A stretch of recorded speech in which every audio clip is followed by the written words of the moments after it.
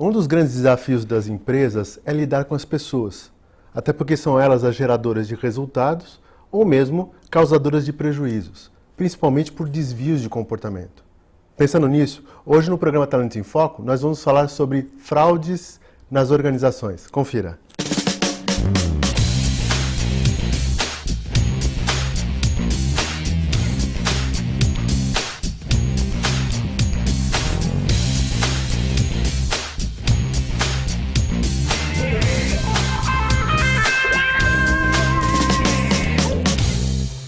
Olá, começamos mais um programa Talentos em Foco e hoje o tema é fraude ou fraudes nas organizações.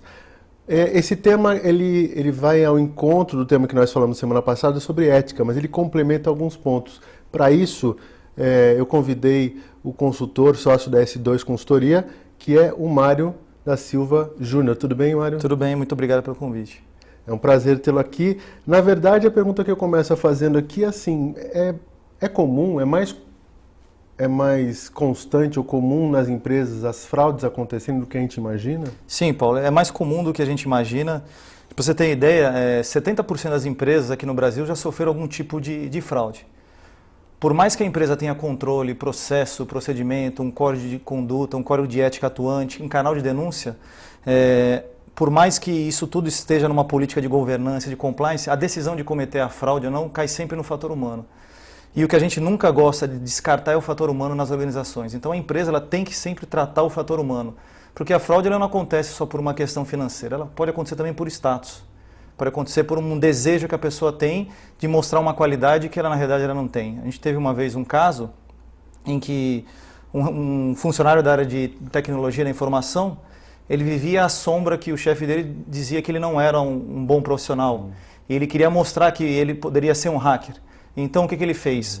Para provar que ele era um hacker, ele copiou toda a caixa de e-mails do presidente da organização e vendeu essa caixa de e-mail. Não vendeu por um valor alto, mas o que ele alegou para a gente foi o seguinte, olha, o valor me ajudou, mas não era um valor que resolveu a minha vida, mas o que eu queria mostrar para o meu chefe é que eu realmente pertencia a uma comunidade de hackers, ou seja, então não tem nenhuma empresa que está totalmente blindada. O que a gente acredita é que esses controles, esses procedimentos, código de ética, código de conduta, uma política de compliance eficiente ajudem muito.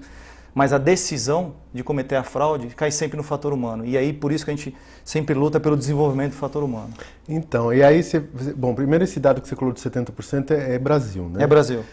E eu vou falar aqui, vou chutar isso do que se sabe, né? 70%, se o número é 70%, é do que se sabe que faz a fraude. Imagina aquilo que não sabe, que não tem conhecimento, porque algumas empresas não têm esse nível de controle para medir a questão da fraude. Né? O que foi efetivamente reconhecido, mas muitas vezes você descobre um pedaço da fraude e a empresa ela acaba aceitando aquilo como não, o caso foi resolvido, mas muitas vezes você encontrou um pedaço, mas tem muito mais outras coisas que podem ser descobertas.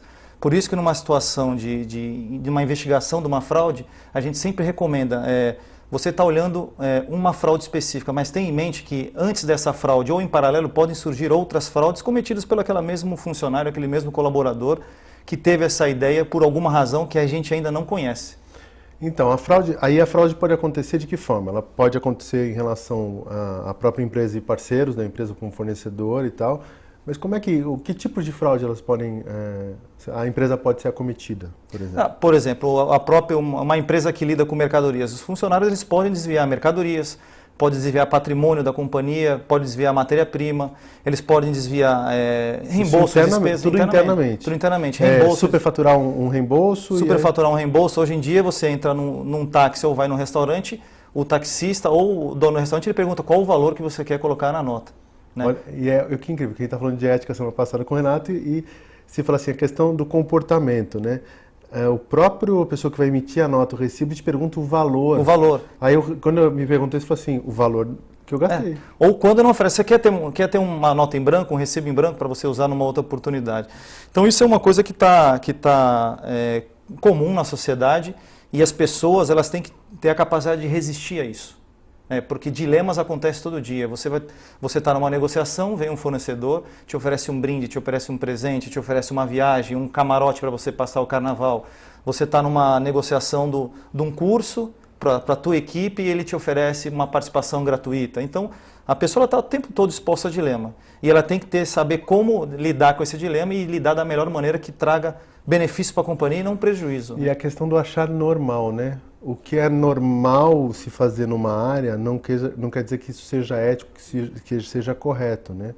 O que você falou, por exemplo, oferecer uma bolsa para um curso, oferecer comissão para um síndico do prédio, né? Isso acontece normalmente, mas isso é, por exemplo, contra a lei.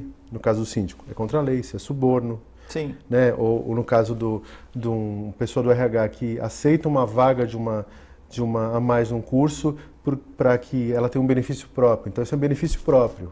E muitas vezes o que acontece? A pessoa ela acaba buscando mecanismos para justificar o seu ato.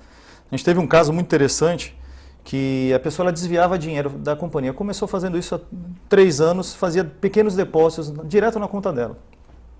E uma das maneiras dela justificar esse ato, o que ela fazia? Ela emprestava dinheiro para os funcionários da própria empresa. E muitas vezes os funcionários não devolviam o dinheiro para ela, mas é uma maneira que ela tinha de atenuar essa pressão que ela tinha sobre ela. Porque ela sabia que ela estava fazendo uma coisa errada, mas ela se justificava de 2 maneiras. Uma, poxa, eu trabalho muitas horas, fico até tarde. Inclusive ela manipulava o reembolso de táxi, ela não tinha direito a pegar táxi, mas ela pegava táxi e lançava na própria demonstrativa de despesa da companhia. E a outra maneira era essa própria questão, olha, eu estou emprestando dinheiro para os funcionários da empresa, o dinheiro não está ficando para mim. E muitas vezes os funcionários não devolviam o dinheiro para ela. E aí era uma maneira de aliviar essa pressão que ela estava sentindo, porque ela não era uma pessoa desonesta na essência. E falar eu mereço, porque eu estou me dedicando, eu dou sangue para a empresa. Dou sangue para a empresa, eu fico muitas horas aqui. Ou seja, existe uma descompensação na política de contratação ou de trabalho dela e ela justifica isso com um ato ilícito. Sempre, é muito comum isso, a pessoa buscar um mecanismo para justificar e conseguir lidar com essa pressão, porque o ser humano ele não gosta de cometer uma coisa errada, a pessoa sente vergonha, ela sente aquela sensação, a qualquer momento isso pode ser descoberto, um telefonema num horário diferente do que é habitual, a pessoa pensa, será que descobriram alguma coisa que eu fiz?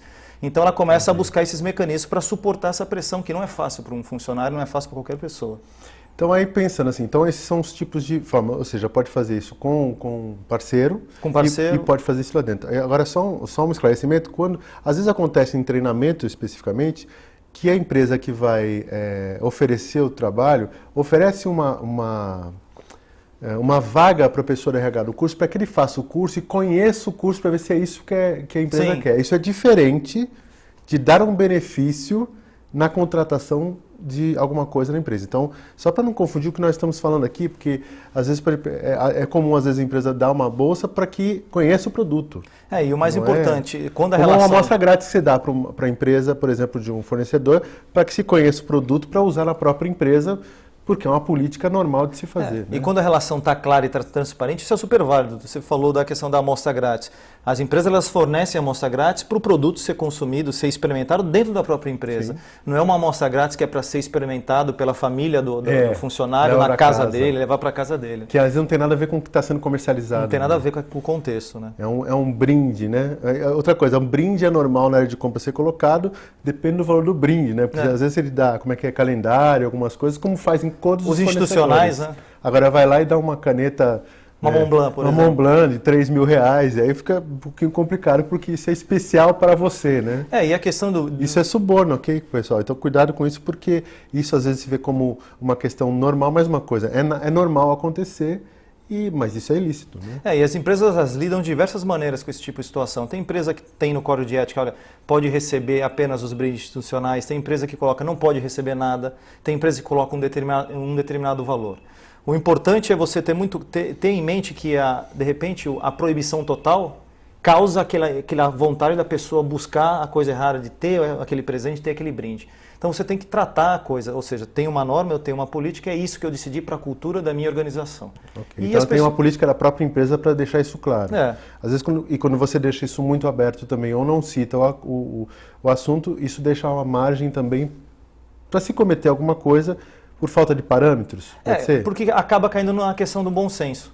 Então, por exemplo, para mim, de repente, aceitar um carro, não ter uma política na minha organização, e aceitar um carro não tem problema nenhum. Agora, para um outro funcionário, também não tem política, mas ele já não, eu posso aceitar o carro, eu não vou aceitar. Então, se você não tem uma política definida, acaba caindo no bom senso. Obviamente que todo mundo sabe que aceitar um carro não é uma coisa... Esse é um exemplo drástico, mas, não é uma mas coisa... é para deixar bem claro a questão da diferença. Mas tem pessoas que não visualizam isso, não visualizam essa questão de aceitar um carro tem algum tipo de problema. Então, o que a gente sempre gosta e sugere a gente tem que padronizar, tem que colocar uma norma, tem que colocar uma diretriz para não deixar na questão do bom senso. Porque o meu bom senso pode ser um, o do outro funcionário pode ser outro, e aí sim pode começar a surgir os pequenos passos para surgir uma fraude, para surgir um desvio de conduta e um prejuízo para a organização. Isso entraria como regulamento interno da empresa ou um código de ética da empresa? Tem o código de ética, que ele delimita as diretrizes gerais da organização. E, por exemplo, uma área de suprimentos, uma área de compras, muitas vezes eles fazem um código específico da área, para ser mais direto, mais rígido com relação... Porque é muito mais sujeito a esse tipo de assédio. Muito mais sujeito a esse tipo de assédio. Então, eles são mais específicos. Né? E esse é um ponto importante, né? A questão de ser assediado, né? Porque eu sei que me falaram que na área de construção civil, principalmente de grandes obras, alguém me falou, eu vou falar uma expressão que me falaram, só para deixar claro aqui. É impossível se fazer uma transação sem acontecer um ato de suborno, por exemplo. Paulo, você está completamente correto. A gente trata muito casos de corrupção, de suborno, de comissões em grandes consultoras aqui pelo país. Em todas as entrevistas, em todas as investigações, a maioria dos funcionários, eu já fui assediado por uma empreiteira, eu já fui assediado por um prestador de serviço, porque está na agenda deles, é muito comum isso. Uhum. Então, o problema não é o funcionário ser assediado, ele tem que ter em mente que ele vai ser assediado, isso vai acontecer, esse dilema vai surgir na vida dele. Isso está mostrando na novela agora, Babilônia, onde ela fala assim, tem que ser feito assim, senão a gente não ganha as coisas. E o marido dela fala, da moça, que não se arrisca, a gente não precisa disso. E eu acho interessante as pessoas perceberem dois empresários que são casados falando línguas diferentes. Uhum. Né? E aí imagina como é que é no dia a dia das empresas. Né? E o mais interessante é que isso acontece de empresa privada para empresa privada. O que está aparecendo na mídia todo dia está falando de uma empresa pública com uma empresa privada. Mas isso acontece na casa da gente, ou seja, na nossa empresa com uma empresa privada, com uma outra empresa privada que tem esse tipo de interesse, tem essa necessidade, tem essa relação. Então, é muito interessante. Os funcionários têm que estar preparados para esse tipo de situação. Isso vai acontecer. Agora, o fato de receber uma oferta, um assédio de um suborno, de uma comissão, não necessariamente mostra que a pessoa é antiética, que a pessoa está cometendo algo errado. Ela tem que ver como ela vai tratar a situação. Uma coisa é você receber uma oferta e falar, eu não vou aceitar, e mais do que isso, eu vou te descadastrar e vou avisar a minha companhia sobre isso, porque eu não quero que isso volte a acontecer com outro funcionário, que de repente acontece com outro funcionário e que não tem a mesma atitude que eu estou tendo. E aí tem a questão da fragilidade. Tem uma pessoa que está numa situação muito difícil e ela é assediada e é pressionada, ela acaba cedendo por uma situação pessoal. Isso não atenua o ato, né? Mas eu como alguém que rejeitou, vou prevenir para que ninguém sofra esse tipo de assédio e seja tentado a aceitar por uma fragilidade pessoal. Né? Então, isso é muito interessante também, porque o fornecedor, o prestador de serviço, ele é muito inteligente. Ele procura, muitas vezes, estudar, identificar nas relações que ele tem com o funcionário qual a necessidade daquele funcionário. Uhum. Se ele tem alguma necessidade pessoal ou se a necessidade dele muito mais é fechar logo aquele negócio para ele ter um bom resultado e tirar aquela demanda da agenda dele. Então ele é muito esperto nesse sentido. Então ele busca essa fragilidade.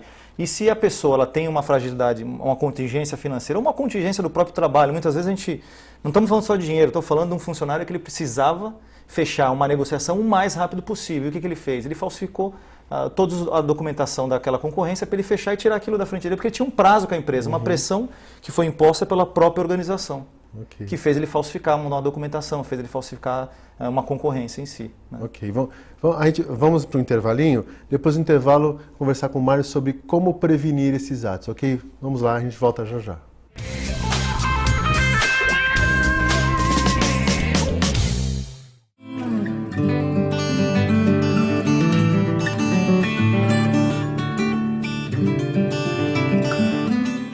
O Lar Espírita Mensageiros da Luz, que é uma entidade de cunho religioso, mas é óbvio que o foco do trabalho deles é a assistência a crianças portadoras de paralisia cerebral.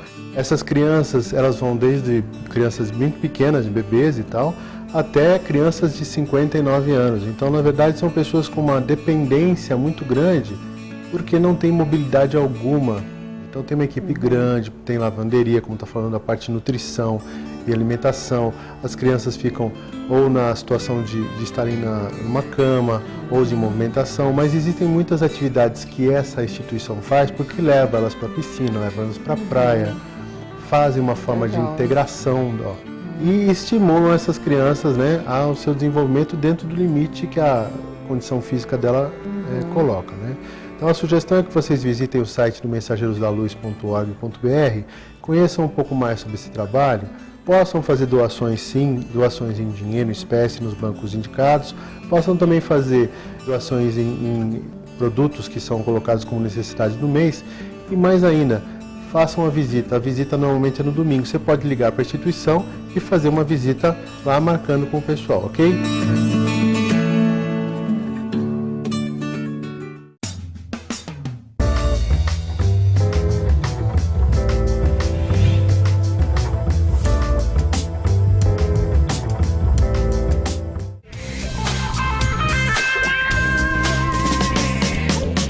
Estamos de volta com o programa Talentos em Foco e o tema hoje é fraude nas organizações. Só um lembrete, já falei isso semana passada, mas esse mês começam os grupos de estudo da ABRH, Associação Brasileira de Recursos Humanos, da região da Baixada Santista.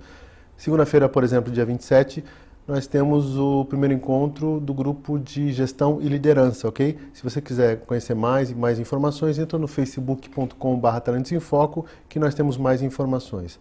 Mário, e a prevenção? O que eu preciso fazer? Preciso ter alguns itens. Por exemplo, a gente estava conversando antes aqui do programa sobre acesso às informações. Posso acessar as informações do funcionário, computador e tal, para monitorar? Isso é uma maneira de prevenir? Isso é uma maneira de prevenir, e toda ferramenta que é disponibilizada para o funcionário, quer seja um computador, quer seja um telefone celular, quer seja um automóvel, para executar suas atividades profissionais, ele pode ser monitorado, desde que tenha uma regra muito clara no seu código de ética da companhia. Então, o que a gente sempre sugere é, no código de ética tem que constar que todo e qualquer equipamento ou tecnologia disponibilizada para o funcionário é passível de ser monitorado. Porque aí o funcionário ele tem ciência que ele pode ser monitorado, ele assinou isso e a empresa está respaldada. Então, é muito comum as empresas elas implantarem sistemas de monitoramento da entrada e da saída de e-mails. Ou seja, eles fazem um set de palavras-chave para poder buscar o que a gente chama de key indicators, ou seja, bandeiras vermelhas. Ou seja, tem uma palavra-chave que pode indicar o vazamento de informações estratégicas do plano estratégico da companhia.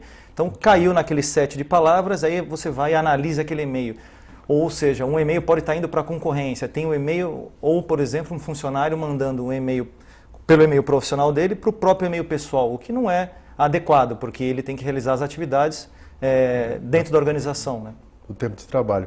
E aí, quando vocês que fazem um funcionário ou estimulam o funcionário a levar trabalho para casa, ele pode levar, às vezes, mais do que trabalho para casa. Ele pode levar as informações confidenciais e está sujeito, não quer dizer que eles fazem isso, ou que façam isso, sujeito a compartilhar informações sigilosas da empresa, né? E isso pode acontecer, e não que o funcionário não possa levar uma atividade para casa, mas essa atividade tem que ser de conhecimento da empresa, tem que ser tratada com a empresa. Então, ou seja, o superior tem que saber, olha, eu estou levando uma atividade, eu estou levando um material que eu vou trabalhar no final de semana e depois eu vou regressar para a empresa, né? Então, isso tem que estar acordado, mas a empresa também ela não pode ser ingênua e pensar que o funcionário não vai criar seu próprio banco de dados, banco de informações na casa dele. Então, por isso que as empresas muitas vezes criam contratos de confidencialidade das informações, que a pessoa não pode utilizar durante um determinado período, quando ela saia da companhia.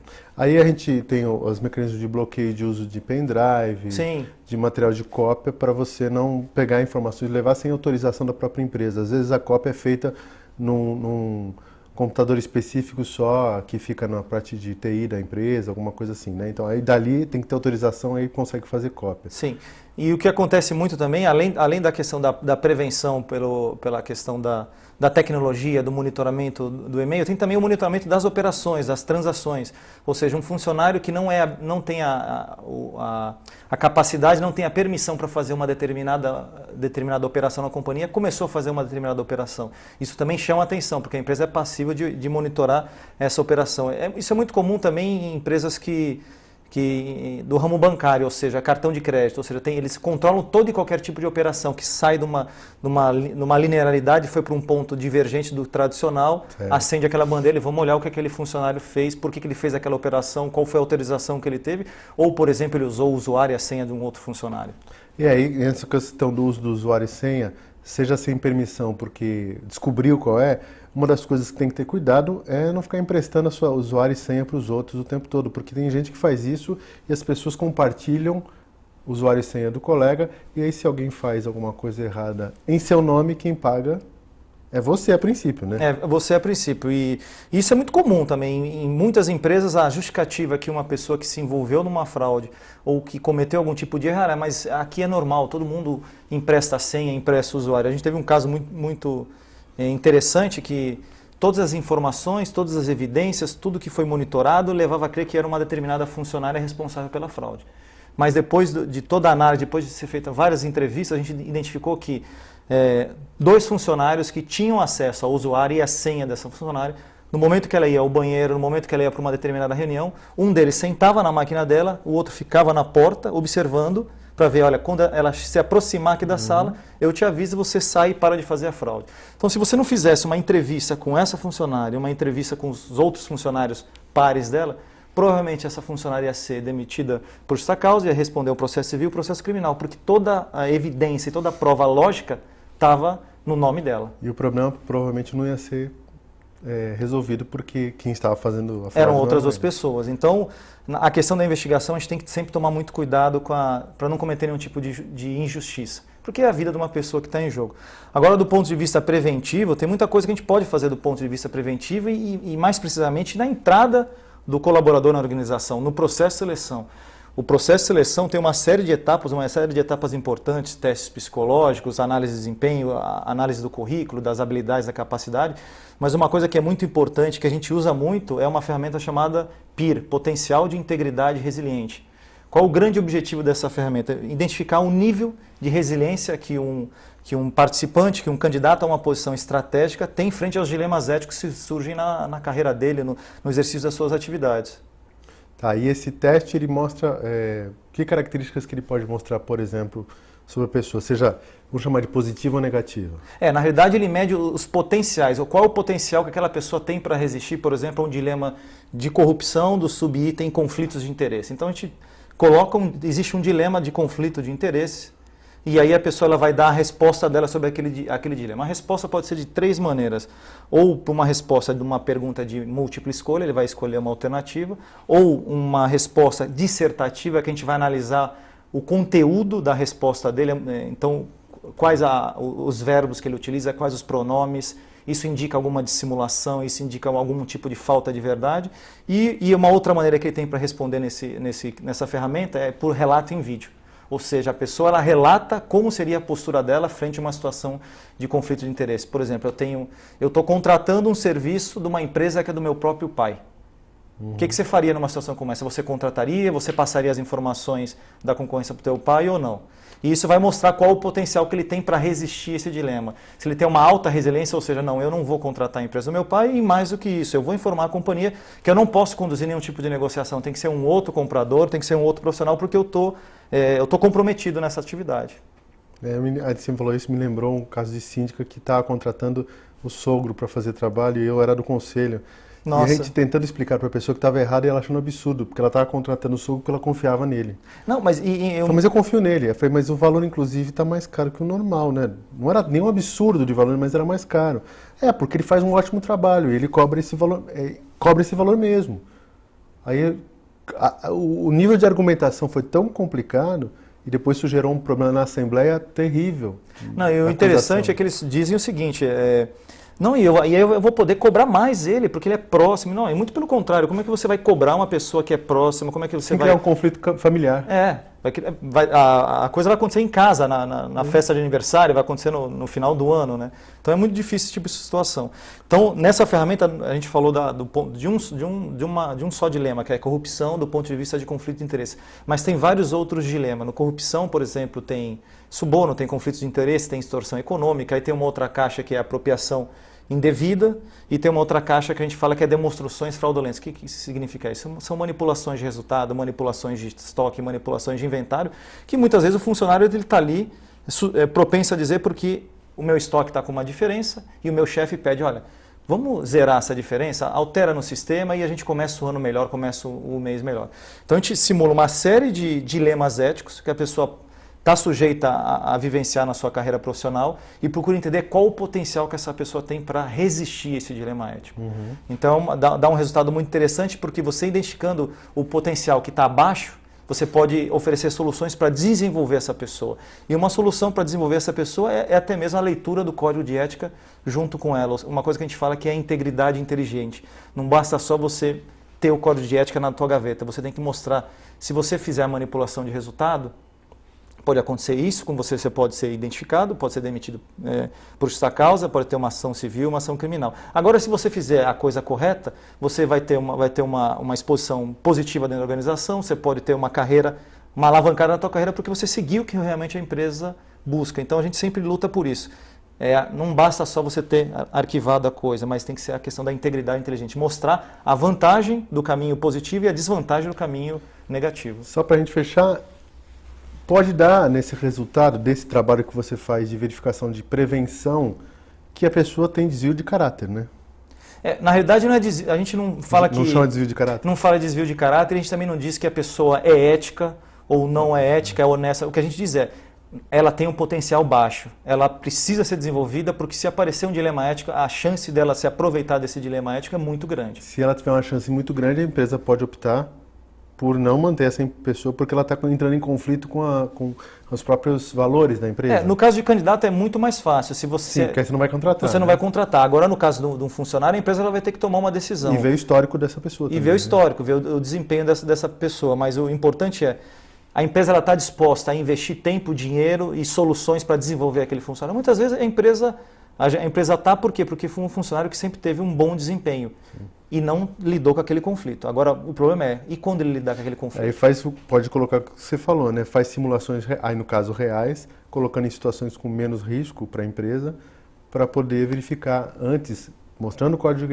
de ética, trabalhando isso com ela, colocando para ela uma situação real mesmo, no dia a dia, para ver como ela se comporta nesse sentido. Né? E as pessoas gostam de receber esse tipo de retorno, porque elas sentem necessidade de entender, olha, será que realmente eu estou alinhada eticamente com o que a empresa espera, com o que a empresa busca para os seus profissionais? Então é muito prazeroso você fazer isso e mostrar, esse é o caminho que a gente espera que você siga dentro da nossa organização. Ok, eu agradeço a sua presença, Mário. Eu que agradeço. Valeu. Agradeço a sua audiência também. Lembre-se que você pode acessar informações do nosso programa no facebook.com/Talentos em Foco, pode ver os programas que já foram para o ar pelo youtube.com/Talentos em Foco e também entrar em contato pelo e-mail que é o talentosemfoco@gmail.com. Obrigado, boa semana, até semana que vem.